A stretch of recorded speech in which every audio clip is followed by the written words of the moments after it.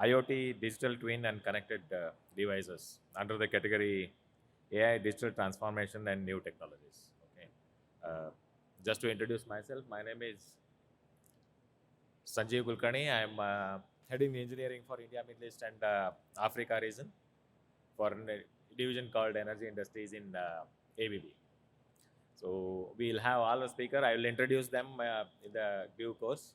Before introduction, just give a brief background or the opening remarks about this particular session. So in today's complex and hyper-connected world, we see that technology has outpaced the business processes. And most of the industries have a new challenge now to improve constantly their day-to-day performances. Some of the technology trends like smart factory giving average gain of around 12% productivity gain. These are certain things which are making many organizations start adopting to digitalizations. And in all these things, data has become the most valuable asset of the industrial operations. And that for many decades, data was residing to different silos. In engineering technology, separate silo, information technology, operation technologies. But with advancement of these technologies, now we see that there is a possibility of good connectivity of the convergences of all these data source into a common platform. And this is giving a different aspect, a different technological manufacturing advantage to companies which was not seen earlier, mainly to get into more digitalization, more into more this one. So more than anything else, also there is a lot of advances in the technology, like in the connectivities we have seen it, in the especially IoT, connectivity, big data. So all those things are making the convergence of the databases, data from the different this one. So on top of that, it is allowing us to build a lot of solutions. So we are going to see such solutions today. Apart from IoT, connected device and other things, one important technology which is mainly, gaining a lot of popularity, I say a lot of usage, is again the digital twins. So when it comes to digital twins, the market study says next at least next 4 to 5 years, there is a average almost 29 to 30% growth only in terms of digital twin adaptation into all the industries. And there are many factors why digital twin is taking this one. One is, again, as I told you, technology, advancement of technology. We see a lot of convergence between AI, ML, and digital twin. At the same time, we are also seeing the convergence between AR, VR, metaverse, and digital twin.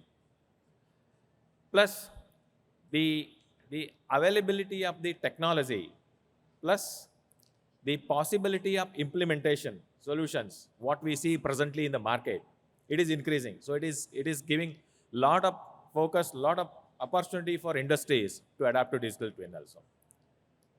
Plus one more additional point, two important points which are again driving digital twin, because I am bringing more of a digital twin because today's topics are more related with that. So the other fact is when it comes to the operational challenges, workforce related challenges and other things, this is where we see that people started adopting digital twin as a solution. And sustainability, which is again a major focus for all the industries, that is also driving digital twin adaptation into the industries. So these are certain major trends which are actually driving digitalization plus digital twin into utilization into industries. So today we have some very interesting sessions by our eminent speakers. In fact, today we have 4 speakers. Out of that, Mr. Hiren is not there. So we will start the first session with Anurag. He's from SLB, the Solution Delivery Lead.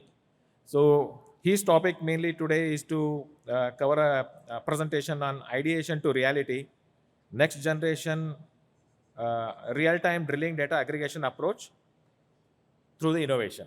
So now I would request Anurag to be on stage to present his topic. And since we have one session, one speaker less today, so you will have additional 4 minutes to speak. And at the end, we'll take the question at the end of the sessions, all the 3 sessions completion. Please, Anurag. Thank you. Thank you, Mr. Kulkarni. And very good morning, everyone. And I anticipate you all are doing well. So, at the outset, I would like to thank India Energy Week for providing us this opportunity to speak about one of the recent innovation what we have conducted as SLB to one of the major operator within the MENA region. So, the concept encircles towards providing an innovative approach for many of the older rigs which were not capable of sending or transmitting real-time data. So we're gonna be peeping into the subject deeply within the subsequent slides. But overall, as Mr. Kulkarni has stated, my name is Anurag. I am Solution Delivery Lead for Schlumberger, working in Abu Dhabi, and currently heading entire services within MENA region for Schlumberger. So without wasting any fraction of time, let us start the session.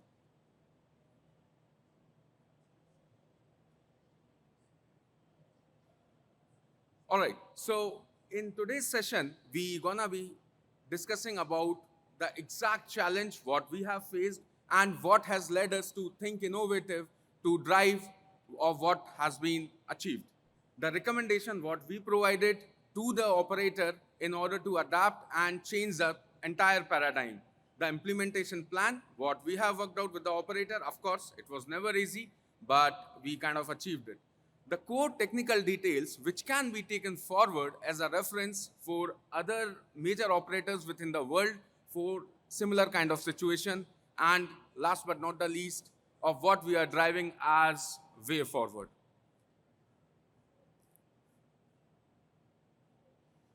So yeah, so just to give you a quick glimpse of what happens, what is real-time data aggregation. So as we understand, owing to the technology adaptation, especially in terms of drilling, the real-time data is of utmost importance. So like Mr. Kulkarni was briefing, digital twin is actually paving the path for having a contingency plan for any unexpected or uninterrupted situations like COVID. As we understand, during COVID times, there were completely travel restrictions being imposed over entire world. So now imagine an operator who's there, whose rig fleet is more than 150 rigs. Without people, how will you do that? So, considering those challenges, this digital aggregation comes into picture. Now, how do we do it? So basically what happens is every rig or, every site which is capable of, complying to industry standards kinds of send real-time data in industry protocol known as WITS or WITSML. Okay, so WITS is, you can say, an older technology which has been started since 1980s or odd, and currently we are superheating towards WITSML, and moving forward it's gonna be ETP. So every operator has to comply to those standards in order to adapt to this situation. So the way it works is, every rig, they kind of have a black box where the sensor data is being inscribed or is residing there. And those black boxes where this digital data is residing is being transferred to the offices through their internal network, what we say it as information technology, IT, and operational technology, IT-OT network. And this is happening not only on global cloud. Global cloud as in, data might be transmitted to some other countries, but due to data residency restrictions, especially in Middle Eastern part of the world, they have to utilize their local network so that the data doesn't flow out of their country or outside of their restriction. So just imagine a case from every rig through internet mechanism, data is being transmitted to the way back to the office. Now, how does it happen? So as a service provider and as technology leader around the globe, Schlumberger or ourselves, we kind of place one data aggregator. Data aggregator as in which compiles data, real-time data from different sensors, brings to one place, and then it transmits way back to the town. So if I say the data aggregator is kind of acting as a mitochondria or the brain for this particular technology to happen. Now, this data aggregator could be a ruggedized PC, a laptop, and could be an edge-level device wherein computations can be materialized. Also, once we have the data aggregator in place, the data transfers takes place to the servers which are residing either at town level or in headquarters, but it should be restricted considering the data residency part of individual operator. So what we say it as digital twin. The entire concept, the IT network which is being utilized as the cybersecurity and other operation technology protocols or clearance which are required to be done. So now the part is from the typical existence of data aggregator, what we did is we completely removed the traditional approach of placing an aggregator and sending the data directly from the rig to the town server, which kind of minimized or supported us big time, what we will be seeing in our way forward.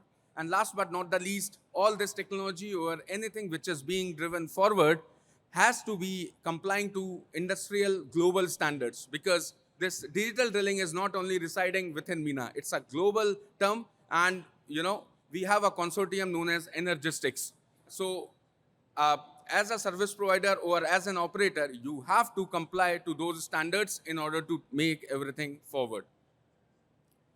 Now, if I talk about challenges, and as we all understand, necessity is the mother of invention, right? And unless and until we have challenges, you cannot think of providing any solution. So like I was saying, those rigs, they were a part of the fleet for almost more than 40 years, and their instrumentation control system was obsolete. But as a part of, of operators KPI, every rig should have been capable for transmitting real-time data. So now, and as you understand, since rig was old, crew competency also comes into picture, because you understand, people working at the rig site, they are not digitally aware of how things shall be done. So another contrasting challenge was lack or insecurity within the rig crew of having this technology to be implemented. Last but moving on, since every rig, they kind of have a setup of connecting through doghouse, which is rig floor, to the office. But these rigs, they were never apart since they were old. And they're the PLCs, if I talk about instrumentation and control, the logics which were being implemented in there, they were very complex. So they were, they were of the situation wherein decoding the real-time data from those rigs were a big challenge. And like I said, every rig has kind of a server known as DAC, data acquisition, wherein all sensor data is residing. Those DAC boxes were not available. So overall, the challenges were multiple, but we as solution provider, we have to come up with out-of-the-box solution, which we will be seeing in our next slide. So what we did, we kind of intervened into, different stakeholders with our operator and utilized the concept of what we have in picture is somehow make the OEM, which is oilfield equipment manufacturer, what we say in oil and gas industry. In this case, it was HH, Honghua. So we kind of managed, a conversation with them along with our operator, kind of told or consulted them to upgrade those rigs or upgrade the rig instrumentation platform to kind of make it capable for transmission of real-time data. It was never an easy one because, the OEM or the rig manufacturer was in China.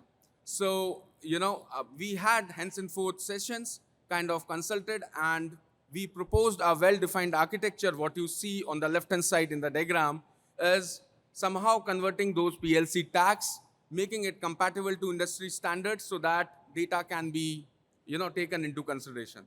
Now comes the major challenge because, the operator, they have a set mechanism of how to take the data forward. But here in this case, we were completely deviating and we were completely deviating from uh, from the set procedure for what we were doing with other rigs. So the technical challenge was to align with multiple stakeholders, tell them that why this new concept is required of removal of data aggregator and take it forward. So again, this is where operator innovation concept came into picture. We kind of worked out with their digital team, made them, convinced them that why it is important, and we got green flag from their cybersecurity team of removal of the main core of the business, what I say as data aggregator.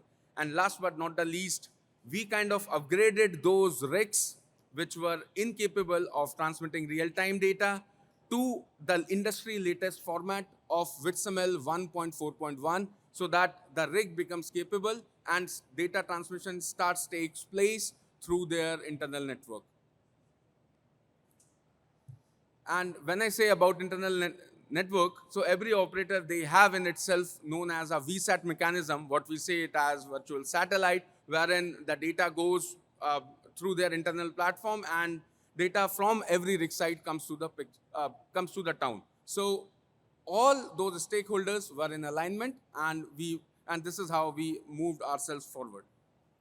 Now, when I say about the implementation plan, so multiple stakeholders were involved, a blockchain of approvals were in place, and after getting multiple approvals from OEM, from operator, from different stakeholders within the operator, which is IT team, business, and all, we managed to upgrade those rigs into the latest industry format by removing dependency on data aggregator, which was the legacy system, which is being applicable on more than 2,000 rigs globally, and things were in place. Now, since operators KPI was in alignment and in kind of fulfillment, we were highly appreciated, of course, because our KPI, which was not in existence for 6 years, it came to reality after the architecture planning or solution implementation was being done. So as a whole, we initiated this POV, proof of value, over 5 rigs, and soon we're gonna be moving it forward for further rigs for our operator. Now, when I say about the outcomes or the fruitful outcomes of this implementation, so the rig instrumentation system was made WITSML, and the dependency of losing data from rig site, it was completely removed, because WITSML is a technology wherein even if you have network interruption, you can repull the data and data would be published way back to your town. So provided at a cost if rig network is kind of fine. And this is one of the challenge what we have removed. Of course, since it is WITSML, the old dependency of utilizing old technology, which is using ASCII or conventional LAS files for data patching within the server, that was removed. So now we as provider or the manforce or resources, those who are working, their efficiency kind of reduced by more than 50% of the job what we were doing conventionally. Furthermore, since there is no dependency of an additional hardware to be placed at rig site, it has reduced the cost for the operator as well. Because if for any service provider, if there is an additional hardware, it has to be cross-charged. So just imagine a case 5 of the data aggregator went completely out of the picture. So that cost was also taken into consideration and it was forbidden. And as service provider with zero cost investment, we are making revenue, which is one of the important KPIs of being a solution provider, right? So it was win-win situation for operator and for the service provider as well. And this concept had paved a pathway for future in order to, make the operator think of how they will be taking it forward for their for their rigs, which are not capable of doing the same. I'm sorry, I'm not able to change. Okay. Now, as a way forward, like I said, since it is driving innovation, the concept has changed the entire mindset and paradigm for the rig crew and of course for the operator, and it has laid the pathway for making a strong breakthrough for other rigs to be in the similar situation for further upgradation. I think now moving forward, it will not be holding true for only one set of data, which is rig instrumentation. We're gonna be moving forward with other small service providers as well, including MLWD, mud logging units, coil tubing units, and well testing units. So our objective as service provider is to provide the cutting edge technology to the operator for most of the data which can be made available to them, so that this real-time monitoring and uh, real-time monitoring and actual interpretation of the data can take place within offices in order to in order to have a complementary plan residing to situations of COVID-19 or any other unforeseen circumstance. So this has already been achieved for 5 rigs, and moving forward we're gonna be implementing the same plan for furthermore rigs as a whole and other service providers as well. So on the right side you see myself and my colleague Ashik, who is here, and so far things are in place. So at this note, I would like to conclude, and I am very happy to attend any further questions for the same technology. Thank you. Thank you. Thank you, Anurag, for mainly covering very important aspects of connected devices, which is basically bringing the value to the not just at the local location, but even the central location, which definitely increase the data availability. At the same time, the possibility of remote monitoring these solutions, which definitely first step towards achieving the digital plane. 100%. Thanks. Very good presentations. We will have take the questions at the end together in Okay. case any questions are. Okay. Thanks a lot. Okay. So now I would request Dr. Udit Gupta, Solution Architect, Chemical Industry, Strategy Area, Siemens Industry Solutions. And mainly his topic for today's presentation is integrated technology for large-scale production and facilities modeling and optimization. Welcome, Dr. Udit Gupta. Hi. Thanks, Sanjeev. Hello, everyone.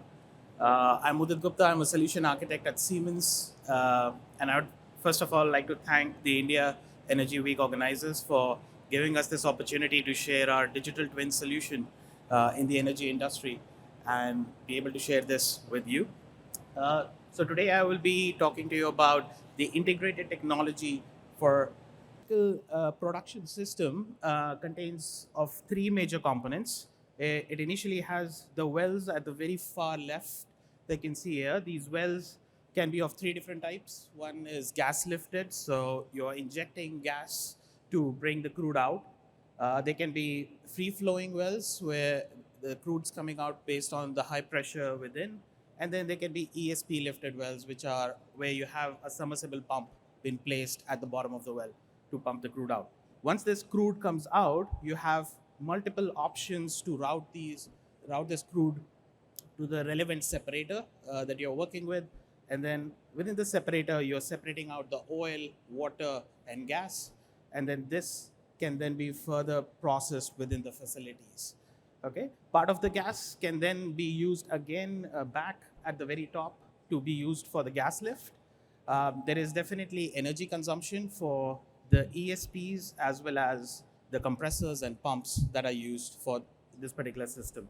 Okay, so it's a quite complex system that we are trying to look at, and because of this, there are many challenges that are faced by the operators. So we have listed out quite a handful of these here, but I'm going to go into detail just a couple of these.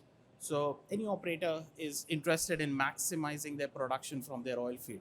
Okay, while doing that, they're also interested in reducing their energy costs and emissions. They want to make sure that their operations are safe. And then also in this era where everyone's trying to minimize their carbon emissions, they want to minimize their flaring that goes on because of the excess gas production in the field. And so all these challenges which they're trying to tackle can be considered as aspects of an optimization problem. Okay.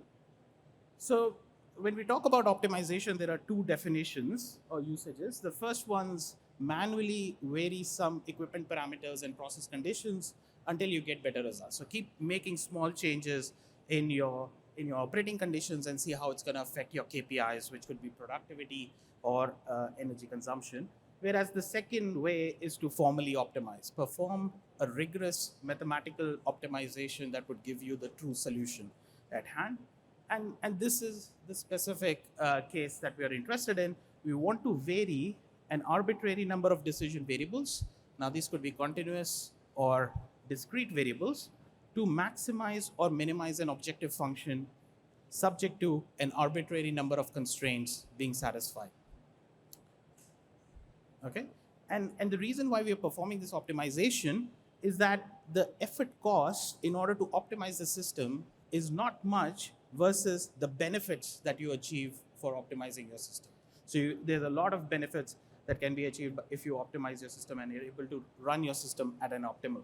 So here, I'm just showing you a mathematical form of the optimization problem on the left. But if you look at each of these terms in that particular problem, the very first phi is an objective function. This is what you're trying to achieve in your plant. This could be, and it's a performance-related objective. So you're looking at maximizing your production, maximizing your profit, or minimizing your cost. The decision variables are what you can change in your process field. Now, these can be of two types. One is continuous, so you can have the wellhead choke differential pressure that you can change, gas lift injection for the wells and the risers, the separator operating conditions. For the discrete variables, you have whether a well should be turned on or turned off, routing options from wells to risers and then further to the separators. The equality constraints are the network system model equations. These are just the mass and energy balance across your production network. And then you can have certain inequality constraints that also need to be specified while you're performing the optimization. And this is where you have velocity limits in pipes to erosion, right? So to avoid erosion. So you cannot extract as much oil as you want. There are certain limits to which you can go to. And then gas lift availability as well. That's something that might be available for your system. So here I'm showing you a virtual replica, which is the digital twin of a specific oil field network.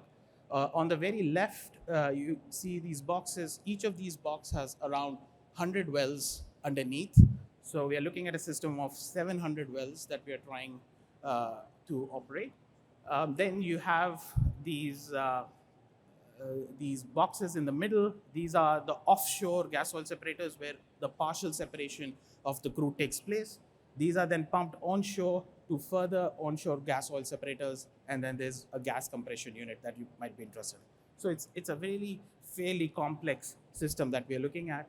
And when we look at the system, there are about 700 offshore wells, and this results in a system of 400,000 equations that we're trying to solve, about 1,100 decision variables, and 2,000 constraints that we need to account for.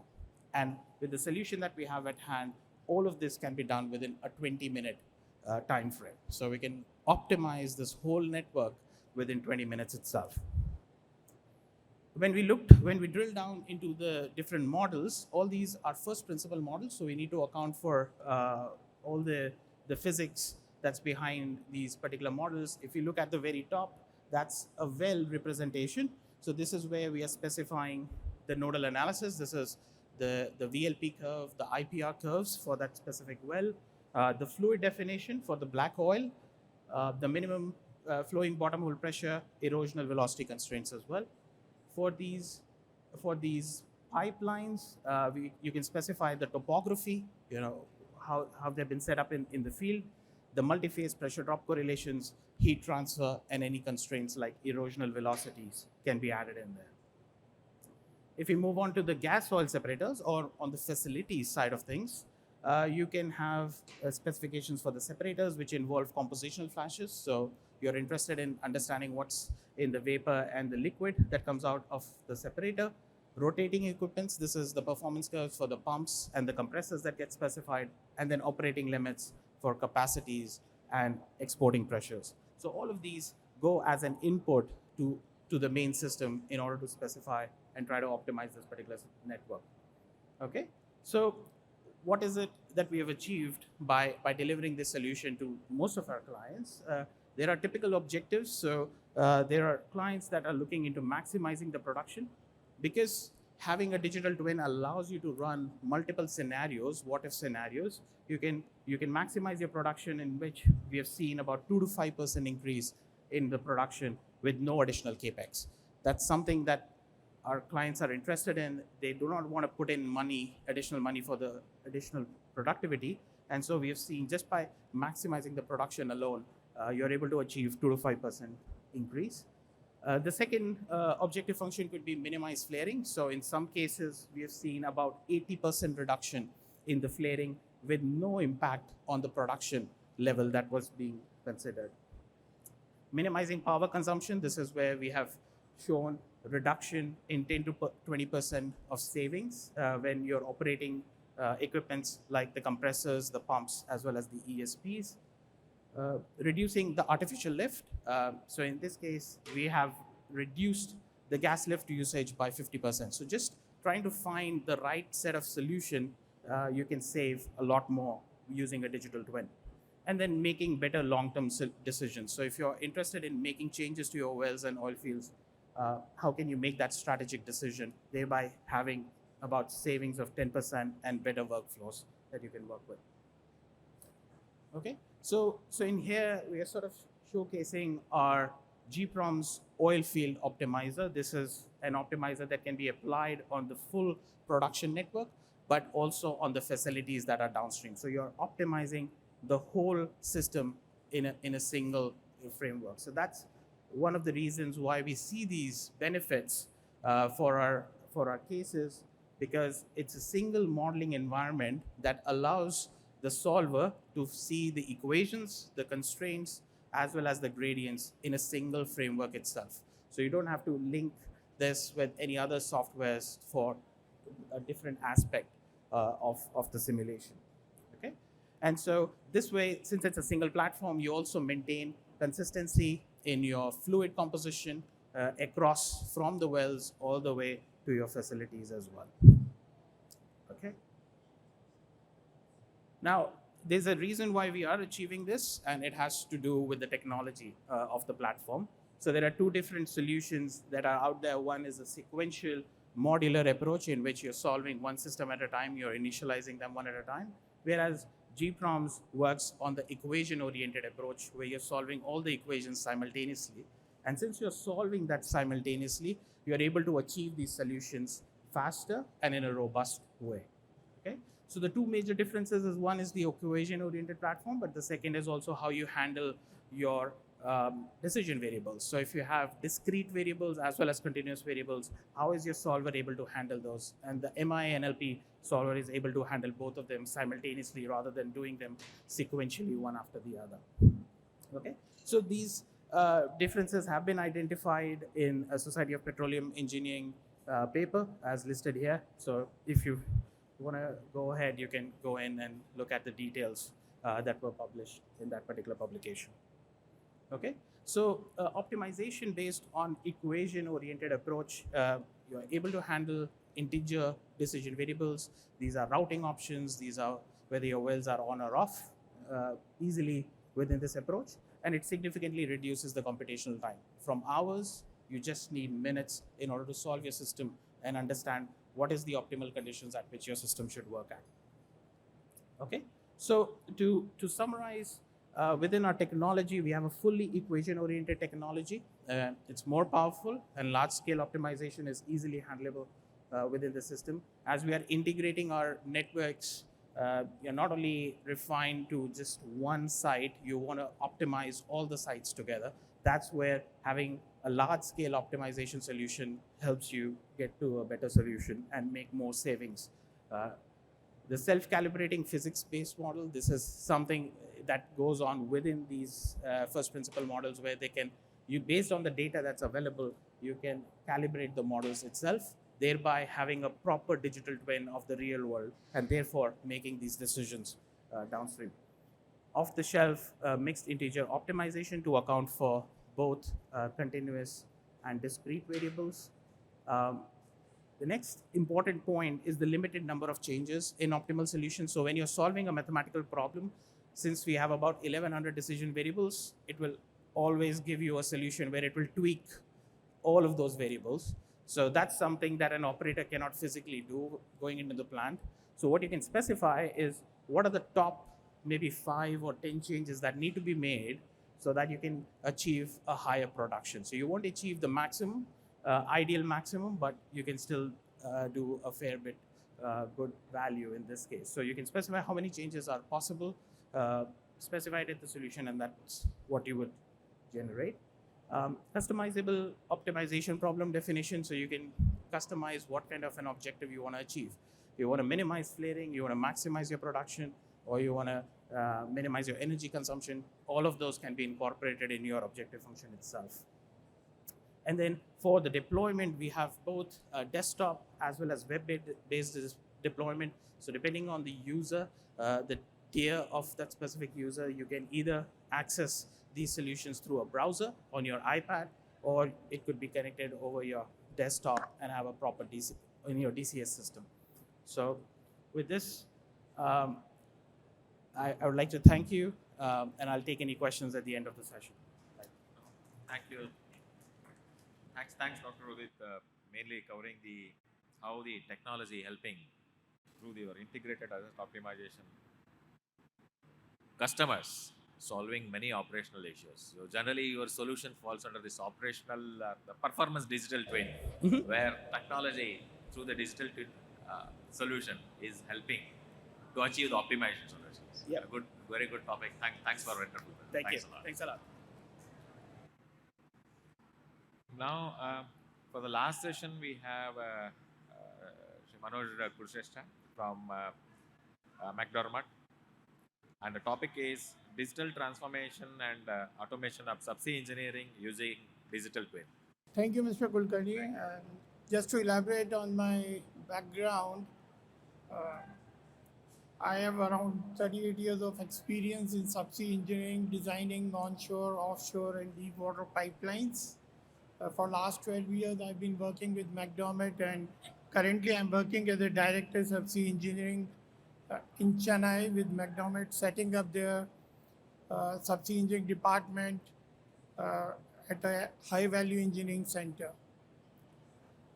So first of all, I'm thankful to IEW and my company McDermott for giving me this opportunity.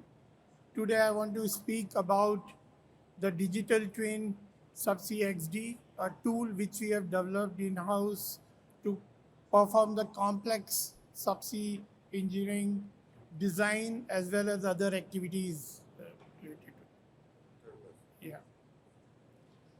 So as a part of my session today, I would cover the subsea engineering design process and how we develop the digital twin in-house for this process automation.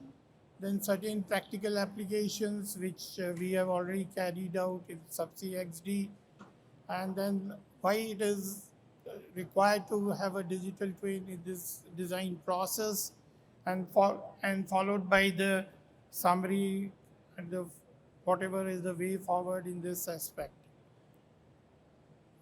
So when I say subsea engineering, I mean to say the design of subsea facilities for oil production. Here you can see in the flow chart, pictorial flow chart, a lot of disciplines are involved into it, like flow assurance has to be carried out to see that fluid will be flowing from the well to for the processing to the plant. Then pipeline engineers are involved into it, structural engineers, a multidiscipline task with riser engineers, and then the subsea structures are fabricated and installed. Materials has to be bought. So all these parties are involved in during the design process until the project is handed over to a EPIC contractor for installation. So if you see in terms of the flow chart, you'll see the swim lanes. Actually, the project moves right from the operator to the EPIC contractor and going to a couple of vendors. And the documentation which is initiated as a part of the operator's design basis or process parameters keep on doubling out into multiple disciplines, multiple engineering disciplines, and it may lead to thousands of documents which has to be handled at the end of the project once it is handed over back to the operator. So there's a lot of documentation and a lot of complex softwares are used in this process, and it's not possible for the operator to have all the data available at one platform for him to facilitate decision making. If any changes, any amendments has to be done during the operation or the maintenance. So these are the challenges which lead to development of a platform which can provide solutions to all these practical problems. So we have developed a platform, Subsea XD, using a platform from a company called Future On, which provides the basic platform for the subsea this thing. But we have added the modules which are required in terms of the technical design of the subsea engineering facilities. So here you can see that there's a single screen of the tool. All pipeline engineers, structure engineers, and installation, marine, rather all stakeholders can put into their inputs to get a common solutions, and even client can view that, and vendors can provide the data for the part of the equipment they are supplying for the project. So how Subsea XD actually look like in the real world is this is the screen of the Subsea XD. On the top left, you have the elements like whatever you want to add into building up the architecture, like subsea engineering production facilities, subsea production facilities, vessels, SPMs, pipelines, manifolds, all those are available over there on the left. And the bottom left, we have a panel where you can look for the module which you want to design. In the center, you have a full 3D display of the complete facilities. On the right, a blow-up picture of the 3D facilities in the real world. And then the key plan in the right bottom. And in the center, the bottom, you can see the various elements you can choose for the design or processing or developing your module or the subsea architecture. So what is a true digital twin? A true digital twin, which we expect in terms of subsea, is there everything is connected so that even you can perform not only the engineering processes, but certain things are, again, you require a very specific engineering software, like you see in the third circle from the top. Actually, you see the software like PipeSim, OrcaFlex, and Abacus, which can also work in the background of the Subsea XD. The inputs can be generated by the Subsea XD for these softwares and transferred to these softwares, and then again it is the results are being displayed on the Subsea XD. So Subsea XD also gives a platform to marine operations to see that whatever has been designed is really constructible. It doesn't have the problems during the constructability. So complete constructability review can be done during the development of the design. The estimations can look into it during the bidding period or later on during the actual executions. The projects can control the cost, whether the estimates are going beyond the pipeline lengths or any key quantities for the elements are not going to increase. The vendor and partners interface is still under development, and that is one of the things which is very, very important for any digital twin, because unless we have the actual data from the vendors included into it, it will not serve a purpose of a true digital twin. So Subsea XD is to be used throughout the complete project's life cycle, or we say from the cradle to grave, or say for any subsea project, you have first the concept studies, feed, then after feed you tender for the EPIC contract, then project is installed for the EPIC, and then the client takes it for operation, and after the end of the design life, it needs to be decommissioned. So the idea is to develop this tool for the entire life cycle of the product, and whether it's a pipeline or it's any other facilities. And during this period, the Subsea XD is a tool which can be used, and we have used it on certain of the projects, designing of certain of the projects. So like if you see during the engineering, the bathymetry, the geographic information systems, the asset catalogs, reservoir, well paths, all can be designed during the conceived period. And during the actual design, the flow assurance, the pipe designs, riser designs, pipeline designs, all can be performed during this stage. And during in terms of cost, you can always take out the MTOs, and you can always have an interface with the vendor. And finally, during the operational phase, we can, whatever amendments we want to make, we can make, and it can be recorded. So it will really act as a true digital twin for any of the assets for an operator. So some of the arrows are dark and some of the light. Actually, the dark arrows are the modules which we have almost developed, and they're matured enough to perform the engineering, and the others are under development. And depending on the customer's requirement, because now we are giving it to our clients and all, as we are sharing this. So in that cases, we can even customize this product. So pipeline design and automation, like if you are doing the integrating with the FEA, then you can, as I told earlier, then the inputs can be generated by the Subsea XD, and it can be transferred to any FEA.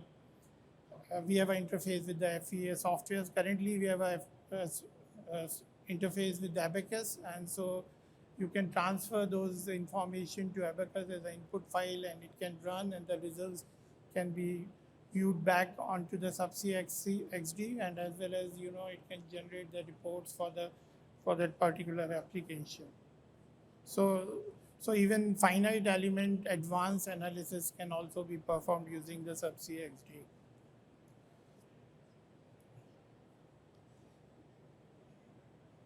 So just a comparison between the traditional and the digital flow assurance calculation. So as you see, the flow assurance engineer has to manually interact with all the pipeline engineers and get all the information with the operators regarding the parameters for the pipeline, and then conduct a analysis, and it's a very cumbersome kind of exercise, going back and forth, getting the inputs and getting it back.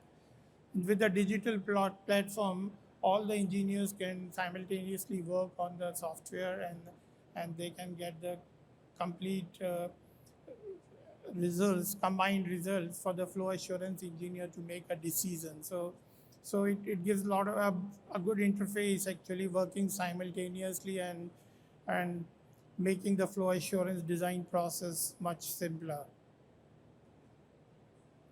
So just what we have discussed, a similar thing is for the flow assurance, how it works on the Subsea XD. So it's just a one-click modeling. You can model the elements, the pipeline distances, and similarly the pipeline engineer finalizes the route, changes the route, and then it interfaces with the pipe sim software and to get the results, and then you can visualize the results, and everything can be done in a very short period of time as compared to the traditional things.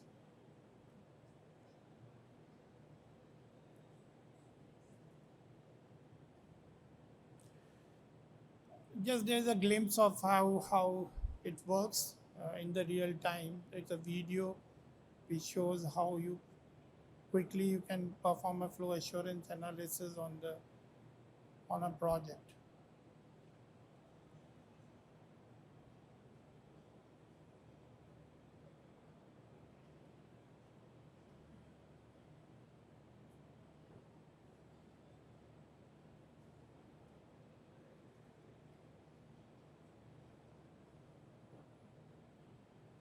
So eventually you get what is the pressure drop along the length of the pipeline, which is the purpose of flow assurance analysis. So how it works with the operator? So operator can get an interface on this twin. So he can see whatever the values and whatever the parameters related to the projects which is of interest, and if any amendments to be done, he can perform the amendments, and at the same time it can be used for the next project to provide the input directly to McDermott. So it ensures the accelerated information takeover as well as handover, and when we hand it over back, we need not to look into the all as bills and all the documents. It can be whole information regarding the project. The complete documentation can be handed over on the digital twin. It can be customized if the operator. Generally, our customers are operators like ExxonMobil, and in Qatar we have a few clients which are using this. They can customize if they want some interfacing of the technical things, technical analysis, then that can also be passed on to them. Otherwise, generally it's with the engineering contractor to keep those details and provide all the key design results to the client. So this certainly accelerates the engineering and also ensures the error-free delivery and the transparency in the collaboration with the client as well as the vendors. So way forward, we want to utilize it right from the concepts to EPCI.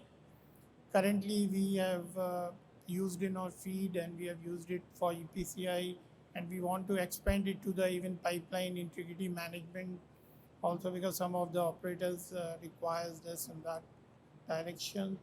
And since we are handling now the energy transition projects, so we also would like to extend it to offshore wind, CO2 and H2O pipelines. We would like to combine into it. And as I said earlier, this is based on the twin platform, which is provided by Futuron. So if any operators will provide this, it comes with a similar license, so that he can use it on the same Futuron platform. And currently, it's really working for us as a tool to enhance our engineering efficiency and automation into the process. And we are dedicated to develop this tool as a complete, in true sense, a complete digital twin for the design of subsea engineering projects. Thank you very much. Thank you, Manoj, for taking us through one very good use case on the project digital twin, wherein the taking us through how the technology is mainly helping to improve the engineering efficiency through the complete engineering value chain for one of the complex engineering process. Thanks a lot. Thank you. So now, may I request all speakers to be on stage in case any questions, we'll take it up from the audience.